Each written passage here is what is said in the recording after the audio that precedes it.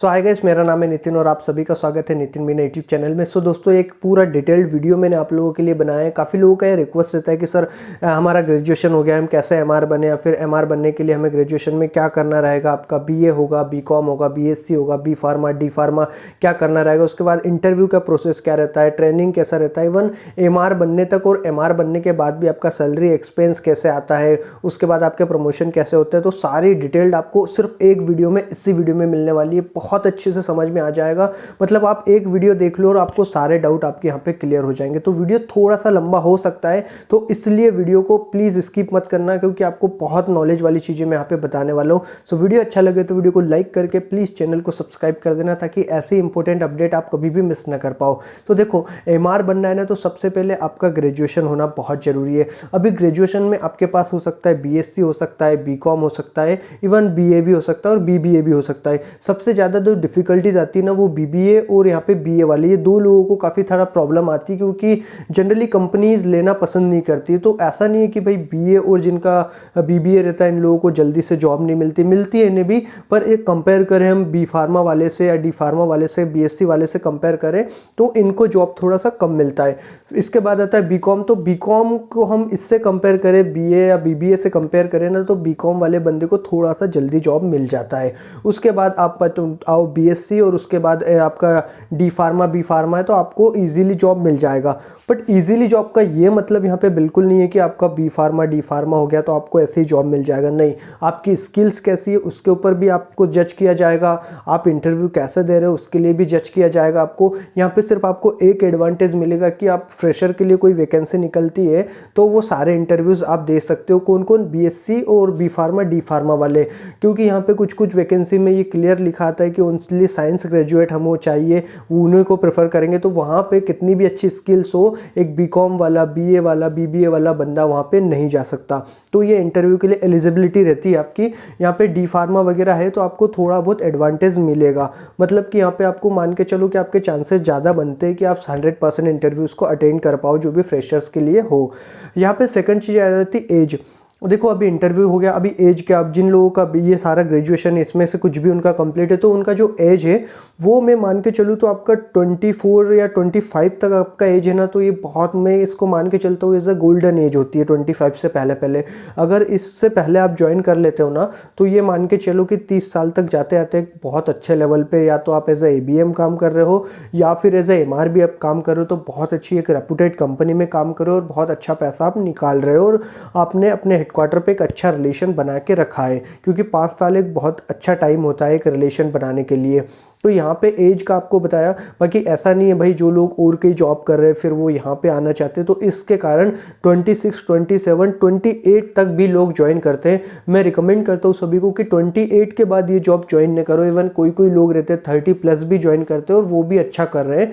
But क्या रहती है कि काफ़ी सारी टॉप लेवल की जो कंपनी रहती है ना, उनका क्राइटेरिया रहता है कि 26 या 28 के बाद वो बंदे लेना बंद कर देती है। उसके बाद जो इसके अंदर के बंदे ना, उन्हीं को लेगी, इससे ज़्यादा एक्सपीरियंस बंदे नहीं रहेगी। तो भाई 28 या 26 तक एक अच्छी कंपनी में आके एक सेटल हो जाओ। अगर आपको एज ए एमआर काम करना है तो एक अच्छी कंपनी। अभी अच्छी कंपनी का क्या मीनिंग होता है? जब भी आप हेडक्वार्टर पे आओगे, काम करोगे अपने हेडक्वार्टर पे, तो आपको वहाँ पे पता चल ही जाएगा कि कौन सी कंपनी अच्छी है, कौन सी कंपनी अच्छी नहीं है। तो ये तो यहाँ तक बात हो गई। अभी सेकंड हो जाता है भाई वैकेंसीज। ये सबसे ज़्यादा मैटर रहता है, क्योंकि ये सारी चीज़ें तो सबकी कंप्लीट रहती है। अभी वैकेंसी देखो, जैसे ही आपका ग्रेजुएशन वगैरह जो भी कंप्लीट है ना, उसके बाद आपको जॉब चाहिए, तो उसके लिए क्या चाहिए? वैकेंसी। अभी वैकेंसी पता करने के लिए एक ऑलरेडी मेरा वीडियो है जिसका लिंक आपको डिस्क्रिप्शन में मिल जाएगा, 10 तरीके एमआर वैकेंसी पता करने के। या फिर ऐसा भी आप सर्च कर लो यूट्यूब पे, how to search MR vacancies, तो आपको मेरा वीडियो वहाँ पे मिल जाएगा। उसमें मैंने 10 तरीके बताए हैं एमआर वैकेंसी पता करने के। तो यहाँ पे कुछ वो वीडियो देख लेना। कुछ टिप्स मैं आपके साथ शेयर करना चाहता हूँ। आपको एमआर वैकेंसी सर्च करने के लिए सबसे जो ज़्यादा ज़रूरी है, एक तो जो एमआर रहते हैं मेडिकल रेप्स, जो आपके कहीं ना कहीं फ्रेंड आपके रहेंगे जिनके कि दोस्त 1 या 2 एमआर होंगे ही होंगे, तो आप उनसे कांटेक्ट करिए। उनसे कांटेक्ट करने के बाद थोड़ा रिलेशन बनाइए और उनसे बोलिए कि जितनी भी सर वैकेंसीज आ रही है प्लीज़ मुझे फॉरवर्ड कर दीजिएगा, क्योंकि उनके पास जो वैकेंसी रहेगी ना, लोकल का जो एमआर है उसके पास जो वैकेंसी रहेगी ना, वो किसी के भी पास नहीं रहेगी और वो आपको ज़्यादातर जॉब दिला सकता है। क्योंकि आप सोचो कि भाई कोई ग्रुप ज्वाइन कर ले या फिर कहीं से मुझे वैकेंसी मिल जाए, वैकेंसी तो वहाँ से मिल जाएगी, बाकी वहाँ पे चांसेस काफ़ी कम बनते हैं। क्योंकि यहाँ पे जो हम लोगों के पास वैकेंसी आती है ना, टॉप लेवल कंपनीज़ के वैकेंसी आती है और सभी कंपनियों में ज़्यादा से ज़्यादा वो बोलते हैं कि भाई हमें एक्सपीरियंस कैंडिडेट चाहिए, तो वहाँ पे आपके चांसेस बहुत कम बनते हैं कि आप वहाँ पे एंटर कर पाओ। तो इसके लिए सबसे ज़्यादा क्या है कि आप वहाँ के जो लोकल के मेडिकल रेप से उनसे कांटेक्ट बनाना स्टार्ट किए। जब आपसे उनसे कांटेक्ट बनेंगे ना, तो वो आराम से आपको कहीं ना कहीं जॉब दिला देंगे। तो इस तरीके से आप एमआर वैकेंसी पता कर सकते हैं। साथ में आपके केमिस्ट या डॉक्टर से कहीं अच्छा रिलेशन है तो आप उनसे पता करिए। छोटे जो डॉक्टर रहते हैं जीपी लेवल के कंसल्टेंट डॉक्टर है, क्योंकि अगर कहीं वैकेंसी है उन्होंने रेफ़र कर दिया तो समझो आपका काम हो ही जाएगा। उसके बाद आपकी वहाँ पे होलसेल जो रहती है, पता है आपको होलसेल आपको कहाँ से पता चलेगा? ये केमिस्ट वगैरह पे जाइए, मेडिकल रेप से मिलिए, वो बताएंगे कि होलसेल कहाँ पे रहती है। जो होलसेल दवाइयाँ रहती है, स्टॉकिस्ट रहती है, वहाँ पे जाइए। वहाँ पे आपको नॉर्मली कब जाना रहेगा दोस्तों? वहाँ पे क्लोजिंग टाइम में जाइए। क्लोजिंग टाइम मतलब मंथ की जो भी लास्ट डेट हो 28, 29, 30 को वहाँ पे खड़े रहिए। तो वहाँ पे बहुत सारे मेडिकल रेप्स आएंगे। इवन आप वहाँ पे स्टॉकिस्ट पे भी बात कर सकते हो, तो वो आपको वैकेंसी के बारे में बता देंगे। क्योंकि मंथ के लास्ट में अपनी सैलरी लेके काफ़ी सारे बंदे रहते हैं जो कंपनीज़ को चेंज करते हैं, तो वहाँ पे आपके होने के चांसेस बहुत ज़्यादा बनते हैं। तो ये एक तरीके हो गए वैकेंसी सर्च करने के। इसके अलावा आप मेरा वीडियो देख सकते हो जो हमारा 10 तरीके एमआर वैकेंसी पता करने का है। अभी अगला स्टेप आता है कि भाई आपको वैकेंसी के बारे में मैसेज आ गया। अभी वैकेंसी के बारे में मैसेज आने के बाद काफ़ी लोग ये गलती करते हैं कि फटाक से वो नंबर निकाला सीधे कॉल करा। ऐसा नहीं करना है। उसमें आपको कुछ चीज़ें ध्यान रखना है पहले कि आप वर्किंग डे पे ही कॉल करो, मतलब संडे वगैरह को कॉल नहीं करो। एक ऑफिस टाइम पे कॉल करो। ऑफिस टाइम बोले तो एक 11 बजे या 10:30 से आप 5 या 5:30 तक कॉल करो तो सही रहेगा। तो इस इन बिटवीन आपको कॉल करना रहेगा। जब भी कॉल करो पहले उनके जो आईडी रहती है, मेल आईडी, उस पर अपना रिज्यूम फॉरवर्ड कर दो। उसके बाद आप कॉल करो।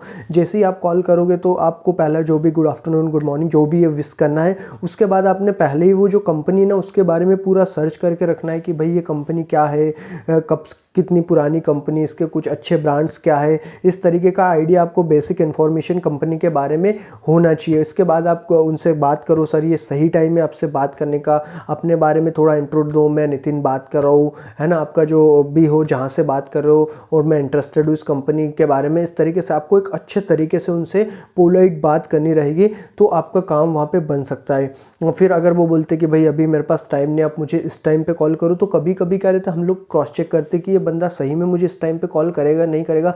तो भाई उसी टाइम पे फिर आपको कॉल करना है। अगर आपको कुछ टाइम दिया है मैनेजर ने तो उस टाइम पे उनको कॉल करना है। देखो यहाँ पे एक चीज़ बता दूँ, यहाँ से बहुत सारे लोग डिमोटिवेट हो जाते हैं। भाई आप सोचो 1 वैकेंसी 2 वैकेंसी, इसमें चांसेस कम होते हैं कि आपके होने के। ऐसा नहीं है, काफ़ी सारे लोगों के फर्स्ट वैकेंसी में हो जाते हैं और काफ़ी सारे लोग ऐसे रहते हैं जो कि 8-8 10-10 बार जाते हैं पर उनका नहीं हो पाता सिलेक्शन। तो इसके लिए आपको अपने आप को थोड़ा प्रिपेयर करना होगा, स्किल्स पे काम करना होगा, अपना नॉलेज बढ़ाना होगा, थोड़ी सी इंग्लिश को इम्प्रूव करना रहेगा। ये सारी चीज़ें आप जब कर लेते हो ना तो आपके सिलेक्शन के चांसेस काफ़ी ज़्यादा बढ़ जाते हैं। तो जैसे ही अगर आपका इंटरव्यू में सिलेक्शन होता है, आपको मैनेजर अगर फ़ोन पे बात करता है तो वो फिर आपको बोलेगा कि चलो आप मुझसे इस टाइम पे यहाँ पे मिल लो। जब वो बोलता है ना कि मुझसे इस टाइम पे यहाँ पे मिल लो, तो समझो कि आपके बारे में वो कुछ चाह रहा है, वो इंटरेस्टेड है आप में। तो इसके बाद आपको अपनी प्रिपरेशन को और अच्छी करनी है। और जाने से पहले अपनी ड्रेसिंग सेंस पे बहुत काम करें, किस तरीके से जाना है। इसके लिए मैंने इंटरव्यू की एक पूरी सीरीज़ बना रखी है, वो सीरीज़ आप देख लेना, उससे आपको काफ़ी बेनिफिट होने वाला है। जैसे ही आप वो सीरीज़ देख के कंप्लीट होंगे ना तो आपको काफ़ी सारी चीज़ें पता चल जाएगी किस तरीके से बात करना है। जैसे ही आप जाओगे तो वहाँ पे समझो आपका एक एरिया मैनेजर का इंटरव्यू होगा। एरिया मैनेजर आपसे ज़्यादातर बात करेगा क्या जानते हो फार्मा फील्ड के बारे में, बॉडी सिस्टम पे आपसे बात कर सकते हैं, या फिर pharma basic job of medical reps, क्योंकि एक नॉर्मल जो बंदा जाता है उससे इसी तरीके के क्वेश्चन किए जाते हैं क्योंकि वो फ्रेशर रहता है। तो ये सारे क्वेश्चंस आपसे वहाँ पे किए जाएंगे। उसके बाद देखो क्वेश्चंस की कोई भी लिमिट नहीं रहती, क्वेश्चन कहीं से भी घूम फिर के आ जाएगा। तो आपको ये रखना है कि आपके पास किसी भी तरीके का क्वेश्चन आ जाए आप उसका आंसर दे पाओ। तो अपने आप को थोड़ा सा प्रिपेयर करना रहता है। वो जनरली आपका लेवल चेक करते, कॉन्फिडेंस लेवल, और एक सेकंड चीज़ करते कि आप सिचुएशन हैंडलिंग कितनी अच्छी कर रहे हैं। अगर आपको कोई ऐसा क्वेश्चन दे दिया कि उसके बारे में आंसर नहीं पता है तो आप उस क्वेश्चन को किस तरीके से हैंडल कर रहे हो। आप उसका गलत आंसर कर रहे हो, या फिर आप उसके बारे में ये बोल रहे हो कि कुछ भी बोल रहे हो, या फिर बोल रहे हो सॉरी सर मुझे इसके बारे में में नहीं पता, तो वो ये चीज़ें आपसे जज करना चाहते हैं कि ये कितना, इसका प्रेजेंट ऑफ माइंड कितना है कि आप मुझे किस तरीके से यहाँ पे आंसर कर सकता है। अगर वहाँ पे उसे सही लगता है तो वो आपको रेफ़र करेगा कहाँ पे, आरएम रीजनल लैंग्वेज मैनेजर का इंटरव्यू होगा। देखो एबीएम अगर फाइनल कर देगा ना तो आपका 60% काम समझो हो जाता है, क्योंकि काम ज़्यादातर एबीएम को आपसे लेना होता है, तो आरबीएम को बस आपको देखना रहता है, क्योंकि भाई उसको पता है कि ये एबीएम ने सेलेक्ट कर लिया मतलब बंदा में क्वालिटी होगी, तो वो अपने 2-4 क्वेश्चन करेगा, इतने ज़्यादा क्वेश्चन नहीं करेगा, थोड़े बहुत क्वेश्चन एबीएम करेगा। उस टाइम पे कोई सीनियर है वहाँ पे वर्किंग पे, कभी कभी जेडबीएम जीएम वगैरह आए हुए रहते हैं, तो वो भी आपका इंटरव्यू लेंगे, वो भी आपसे बात करेंगे। उसके बाद आपको सीधा आगे एचआर लेवल का एक टेलीफोनिक इंटरव्यू होगा। तो भाई जनरली तो 3 इंटरव्यू होते हैं और एक एचआर का होगा। 3 या 4 इंटरव्यू में सिलेक्शन फिक्स हो जाता है। बाकी इंटरव्यू आपका जो पहला इंटरव्यू स्टार्ट होता है ना, वहीं से आपके चांसेस बनना स्टार्ट हो जाते हैं। अगर पहला इंटरव्यू आपने सिलेक्शन ले लिया तो फिर यहाँ पे आपके लिए चांसेस ज़्यादा होते हैं कि आपका सिलेक्शन वहाँ पे डन हो। कहीं कहीं सी कंपनियों में पहले आपका टेस्ट होता है, टेस्ट आपका रिटन टेस्ट होगा या फिर ऑब्जेक्टिव वगैरह रहेंगे, वो आपको फील करने थे। अगर वो आप पास कर लोगे उसके बाद ही आगे की प्रोसेस में वो लोग आपको लाएंगे। तो यहाँ पे आपकी 2 प्रोसेस हो गई, मतलब इंटरव्यू। अभी इंटरव्यू में चलो आपका सिलेक्शन हो गया, सिलेक्शन होने के बाद एज अ फ्रेशर आपको जो सैलरी वगैरह रहेगी वो कंपनी की फिक्स रहेगी, या फिर आप एक एक्स्ट्रा ऑर्डिनरी हो तो आपकी सैलरी में थोड़ा बहुत वो बढ़ा देंगे, कम कर देंगे, वो उनके ऊपर डिपेंड करता है कि आपको किस तरीके का वहाँ पे सैलरी देंगे। अभी जैसे ही आपका इंटरव्यू फिनिश होता है ना, तो आपको फिर आपसे पूछेंगे आप कब से ज्वाइन कर सकते हो। आप अपने अकॉर्डिंग बताओगे कि मैं अभी से इस तारीख से ज्वाइन कर सकता हूँ, अभी से ज्वाइन कर सकता हूँ। ये सारी चीज़ें आपके ऊपर डिपेंड करेगी कि भाई आप किस तरीके से और कब ज्वाइन कर सकते हो। अब इसके बाद अगली जो प्रोसेस आ जाती है वो आ जाती है ट्रेनिंग। अभी आपका रहेगा वहाँ पे ट्रेनिंग बैचेस रहते हैं। कभी कभी क्या रहता है कि भाई आपको ट्रेनिंग बाद में दी जाती है, पहले फील्ड पे आपको उतार दिया जाता है। आपके एरिया मैनेजर वगैरह बोलेंगे चलो इस तारीख से ज्वाइन कर लो, पुराना कहीं का बैग होगा, विजुलेट होंगे, वो आपको दे देंगे जब तक, क्योंकि आपका इतनी जल्दी तो नया आएगा नहीं, उससे वो आपके साथ काम करेंगे। आपको थोड़ा बहुत 8-10 दिन फील्ड में काम कराएंगे, जिससे कि आप बेसिक्स सीख जाओ, जिससे आप ट्रेनिंग जब आपकी हो ना तो आपको बहुत अच्छे से समझ में आ जाए। और कोई सी कंपनी का ये मानना रहता है कि भाई बिना ट्रेनिंग के बंदे को फील्ड पे नहीं भेजना है, तो अपना अपना सोचना रहता है। तो आपको पहले ट्रेनिंग भी दी जा सकती है, या फिर पहले आपको नॉर्मल आपका इंडक्शन करा दिया जाता है, उसके बाद आपको ट्रेनिंग दी जाती है। तो यहाँ पे 2 तरीके के आपके ट्रेनिंग होंगे। तो ट्रेनिंग का जो टाइमिंग रहता है दोस्तों, वो कभी कभी 3 दिन का ट्रेनिंग भी होता है जैसे अभी, और मैंने तो 28 डेज़ का ट्रेनिंग करा है, और काफ़ी सारी कंपनी में 1 वीक का ट्रेनिंग रहता है। अभी तो कोविड के कारण काफ़ी सारी ट्रेनिंग्स बाहर नहीं हो रही है, अभी तो स्टार्ट हो गई है, पहले नहीं हो रही थी, अभी स्टार्ट बाहर ट्रेनिंग्स वगैरह हो गई है। तो यहाँ पे आप आ गए कहाँ तक कि भाई आपका ट्रेनिंग भी कंप्लीट होगा। भाई ट्रेनिंग में आपको बहुत अच्छे से, कई बार ट्रेनिंग में भी रिजेक्ट हो जाते हैं। डिसिप्लिन में रहना है, जो आपको वो वर्क दे रहे हैं, जो भी याद करने का, प्रिपरेशन करने का दे रहे हैं, वो आपको कंप्लीट करके रखना है। उसके बाद ही आपको अच्छे से वहाँ पे अपनी ट्रेनिंग कंप्लीट करना है, क्योंकि ट्रेनिंग में जितना सीखोगे ना उतना आपको फील्ड पे काम आने वाला है। वहाँ पे आपको इवन इतनी छोटी छोटी चीज़ें सिखाई जाती है ना, आपको बस उसकी प्रैक्टिस करते रहना है। अगर आप प्रैक्टिस नहीं करोगे ना तो आप सारी चीज़ें भूल जाओगे, और सारी चीज़ें भूल गए ना तो फिर आपको फील्ड में वहीं से स्टार्ट करना पड़ेगा। इसके बाद आपका होता है इंडक्शन। इंडक्शन देखो ट्रेनिंग से पहले भी हो सकता है, बाद में भी हो सकता है। इंडक्शन क्या रहता है कि आपको फील्ड पे लाया जाता है। अब जब आप फील्ड पे आओगे तो आपके साथ 3 या 4 दिन तक एक एरिया मैनेजर रहेंगे, साथ में हो सकता है कभी कभी आरएम भी रहे, और एरिया मैनेजर आरएम वैकेंसी हो तो आपके साथ कोई सीनियर एमआर भी ज्वाइन कर सकता है। इसमें क्या रहेगा, आपको वहाँ के टेरिटरी के जो बड़े कस्टमर है, कोर कस्टमर है, जो हमें अच्छा बिजनेस दे रहे हैं, उसके बारे में बताया जाएगा। विजुलेट कैसे हैंडल करते हैं, डॉक्टर कॉल कैसे करते हैं, अगर कम टाइम है तो किस टाइप से डिटेल करेंगे, क्योंकि ट्रेनिंग से आओगे तो आप तो बहुत आराम से और बड़ी डिटेलिंग करोगे, तो ऐसा नहीं होता है। तो आपको वो तरीके बताएंगे कि किस तरीके से आपको डिटेल करना है, किस तरीके से आपको RCPA करना है, कौन सा आपका एरिया रहेगा, कौन से डॉक्टर का कॉल टाइमिंग क्या है, ये सारी चीज़ें आपको वहाँ पर बताएंगे। और आपको बस वो 1 दिन 2 दिन तक तो वो खुद ही कॉल करेंगे, आपको सिर्फ देखना है। फिर धीरे धीरे आपको विजुलेट दिया जाएगा, 1 कॉल या 2 कॉल आपसे कराए जाएंगे, RCP आपसे कराया जाएगा, और 4 दिन में आपको इतना कर देंगे कि आप धीरे धीरे सीखना स्टार्ट कर दोगे। और 2 से 3 महीने में आपके अंदर से थोड़ा सा डर भी कम हो जाएगा। आप किसी भी कंसल्टेंट के चैम्बर में जाके अच्छे से फिर वहाँ पे आप कॉल कर सकते हो। इसके बाद दोस्तों आ जाता है कि आपका भाई वहाँ पे टारगेट वगैरह कैसे रहता है। तो जब आप नए ज्वाइन करोगे ना तो टारगेट वगैरह रहते हैं, क्योंकि किसी भी सेल्स लाइन में आप ज्वाइन करते हो ना तो बिना टारगेट के तो आप रहोगे नहीं। तो आपको 6 महीने तक सिखाया जाएगा। उसके बाद कंपनी का एक ऑब्जेक्टिव रहता है कि भाई हमें 1.5 1.6 हमारा टारगेट है, उसको आपको अचीव करना है। तो ऐसा आपको ज़्यादा प्रेशर नहीं किया जाएगा स्टार्टिंग में। कुछ कंपनियाँ रहती है जो फर्स्ट मंथ से प्रेशर करती है, बाकी काफ़ी जो अच्छी कंपनी रहेगी वो आपको प्रेशर नहीं करेंगे। आपको बस बताया जाएगा कि ये आपका टारगेट है, इससे आपको काम करना है, ताकि आप एक टारगेट देखना सीख जाओ कि टारगेट कितना रहता है, सेकेंडरी क्या रहती है, प्राइमरी क्या रहती है।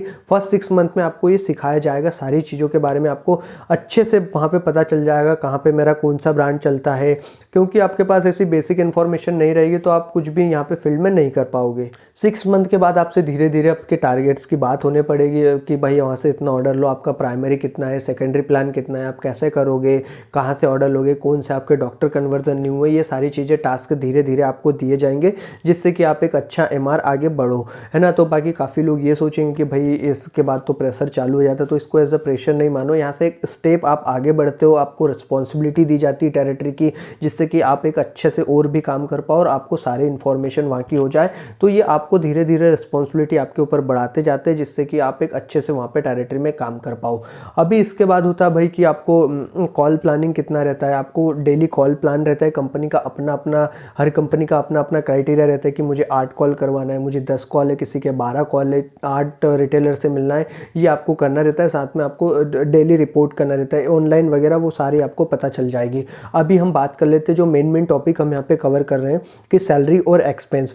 तो देखो भाई, जो मेडिकल रैप्स का सैलरी रहता है ना, वो प्री डिसाइडेड हो जाता है कि भाई कितना देना है पैकेज के अकॉर्डिंग। उसमें से आपका ESIC, आपका बोनस और आपका PF डिडक्ट हो जाता है। इसके बाद जो भी बचेगा वो मंथ के, काफ़ी सारी कंपनियों का डे रहता है, काफ़ी सारी 90% कंपनियाँ, 90 to 95% कंपनियाँ जो आपका वो रहता है, पैसा रहता है, सैलरी रहती है, वो मंथ के लास्ट डेट में आपके अकाउंट में क्रेडिट हो जाती है। अगर उस दिन संडे आ रहा है तो एक दिन पहले आपके अकाउंट में क्रेडिट हो जाती है। सिर्फ अच्छी कंपनियाँ, कुछ कंपनियाँ ऐसी जो 5 तारीख को देती है, कुछ कंपनियां 10 तारीख को देती है, तो सब कंपनियों का अलग अलग रहता है। बाकी मोस्ट ऑफ दी कंपनी आपको मंथ के लास्ट में आपकी सैलरी प्रोवाइड कर देती है। तो सैलरी देखो, फर्स्ट आप 6 मंथ काम करोगे, 1 साल तक, तो आप जब तक कंफर्म नहीं होंगे ना, तो इन बिटवीन आप कोई लीव वगैरह ले लोगे ना, तो आपका पैसा कटेगा, क्योंकि आप एक कंफर्म एम्प्लॉय नहीं हो। जब आपका कंफर्मेशन हो जाता है तब आपको लीव मिल जाती है कि भाई आप लीव ले सकते हो, आपके अकाउंट में इतनी लीव्स क्रेडिट है, तो फिर आपका पैसा कटना बंद हो जाएगा। उसके बाद हो जाता है भाई एक्सपेंस। अभी एक्सपेंस ये होता है कि आप कहीं भी वर्किंग करने गए तो वहाँ का आने जाने का आपको पेट्रोल का पैसा मिलेगा, आपने बाहर खाना वाना खाया उसका पैसा मिलेगा, आपने कुछ चीज़ें सपोज करो कुरियर करी अपने CFA को या फिर अपने मैनेजर को कुछ भी कुरियर करा तो वो रिसिप्ट है उसका पैसा मिलेगा, आपने किसी डॉक्टर का बर्थडे वगैरह सेलिब्रेट करा तो उसका बिल आप लगाओगे, तो ये सारे आपके एक्सपेंस हो जाते हैं। आपके मोबाइल का बिल लगाओगे आप, तो ये सारे आपके एक्सपेंसेस हो जाते हैं।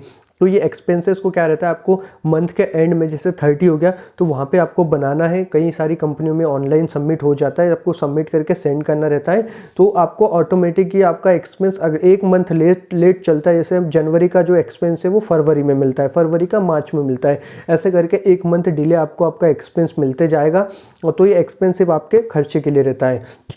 अभी इसके बाद आपके पास आ जाता है भाई, इसके अलावा अर्निंग के क्या सोर्सेस रहते हैं। इसके अलावा आपके पास जो अर्निंग का सोर्स रहता है वो रहता है इंसेंटिव।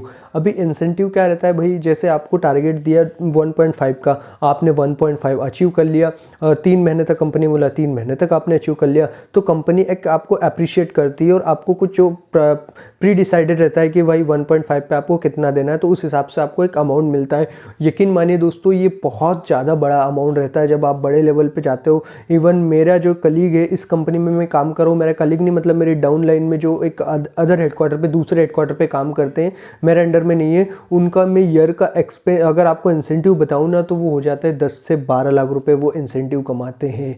तो बहुत अच्छा इंसेंटिव यहाँ पे कमा सकते हैं मेडिकल रैप्स। देखो सभी मेडिकल रैप्स नहीं कमा पाते, जो कैपेबल हो, जिनमें सेल्स स्किल हो, जो जानते हो भाई किस तरीके से मार्केट में काम करना है, वही यहाँ पे एक अच्छा इंसेंटिव कमा पाते हैं। तो यहाँ पे इंसेंटिव आपका एक अदर इनकम सोर्स हो जाता है। और इंसेंटिव का पैसा यार बहुत काम में आता है, क्योंकि वो हमारा डिसाइडेड नहीं रहता है सैलरी, और अपना एक्सपेंस तो पहले ही डिसाइडेड रहता है कि मुझे सैलरी से ये EMIs देनी है, ये काम है, एक्सपेंस मुझे वर्किंग करना है तो एक्सपेंस मेरा यहाँ पे खर्चा हो जाएगा, तो ये सारी चीज़ें उसमें हो जाती है। इसके बाद आप अच्छा काम करते हो तो आपको कंपनी कन्फर्म कर देती है। उसके बाद आपका कभी 2-3 साल के बाद आप एज अ प्रमोशन भी वहाँ पे ले सकते हो, जिससे कि आप एज अ मेडिकल रैप्स काम कर रहे हो तो आपको सीधे एज अ एरिया मैनेजर काम करने के लिए बोला जा सकता है। वो डिपेंड करता है भाई आपका सेल्स तो रहेगा, सेल्स के साथ में आपकी स्किल्स, आप किस तरीके से डॉक्टर का चैम्बर में आप बात करते हो, आपका प्रोडक्ट नॉलेज कैसा है, डॉक्टर रिलेशन कैसा है ना, आप में लीडरशिप है या नहीं है, सारी चीज़ें आप में देखी जाती है। उसके बाद ही आपको डिसाइड किया जाता है कि इसको हम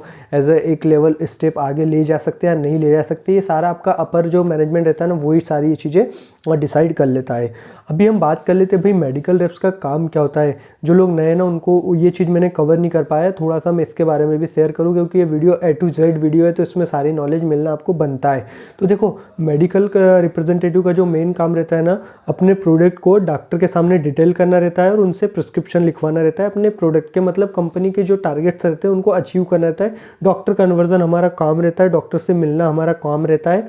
हमें डॉक्टर को हमारे प्रोडक्ट को डिटेल करते, उसका सैंपल देते, कुछ एक्टिविटी वगैरह आती है उसकी बात करते हैं।